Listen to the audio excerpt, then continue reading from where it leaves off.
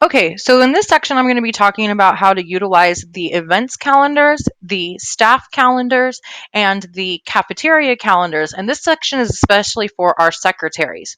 So, secretaries, to get the access to these three calendars, you're going to come over here to the other calendars, just like we did before. Click on other calendars plus sign and then browse for resources. So, if you are the secretary of discovery, you are going to want to toggle this down and turn on all four of these calendars here. Each secretary needs to go to their own school site and toggle on those four calendars because you are the ones who have control and access over adding things to those calendars. So after you've toggled them all on, you're going to want to look over here on your other calendars. Now, when you are scheduling things for your school, you want to make sure that you put them on the appropriate calendar. So on your events calendar, if you toggle that on, you will see that it shows you everything that our Westwind secretary has already added. So in order to update this calendar, the same way as you do on your personal calendar, you locate the date that you want the event to take place on, click on the date, and then it gives you the option to fill this in here.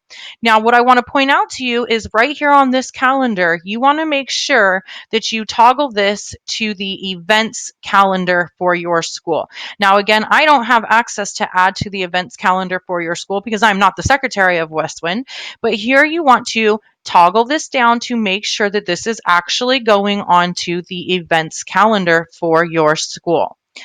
So, things that are happening as events for your school would be like maybe you want them to see your ELAC meetings, like we have listed here, school site council meetings. We're going to have virtual school site councils, virtual ELAC meetings, all things that you want the public and or anybody who's accessing this Westwind calendar event to be able to see. Now, I want to point out to you that no invites should be coming from your events calendar because this is just public information for anybody who wants to know about the events but does not require an RSVP for these events to take place. So again, we are not particularly inviting anybody to this virtual ELAC meeting, so this just lives on the events calendar for Westwind. And like I showed you before, people can toggle this calendar on, copy the event to their personal calendar, which then they would have it listed as an event for themselves to attend. The other calendars that you should have added is your staff calendar.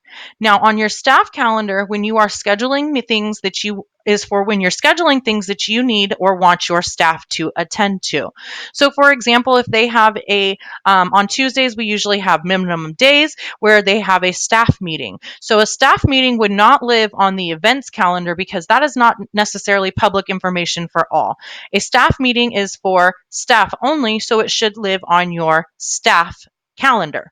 With that in mind, you can also invite the employees to attend that meeting so that you have a record of those who are responding yes or no to that particular event. Your third calendar that you can schedule things on, secretaries, is your cafeteria calendar.